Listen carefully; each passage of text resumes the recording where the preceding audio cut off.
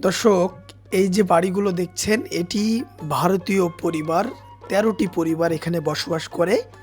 এটির নাম ১৩ ঘর। ১৩ ঘর নামে আমাদের বাংলাদেশি মানুষের কাছে পরিচিত। এই ১৩ ঘরে যাওয়ার জন্য বাংলাদেশ থেকে একেবারেই সহজ, অর্থাৎ এই ১৩ ঘরে স্থলপথে যাতায়াত একেবারে সহজ আমাদের বাংলাদেশের সাথে।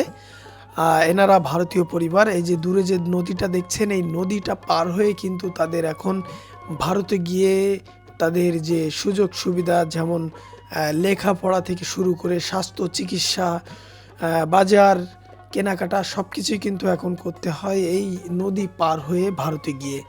একটি সময় ছিল তারা আমাদের বাংলাদেশ থেকে সব কিছু সুবিধা নিত, তবে এখন দুই দেশের কড়াকড়ির কারণে কিন্তু এই ১৩ ঘরের এই ১৩টি পরিবার বর্তমানে হয়তো কিছু কম আছে, তবে তারা সুযোগ সুবিধা এখন এই নৌকা পার হয়ে গিয়ে ওই পাশ থেকে কিন্তু নেয়।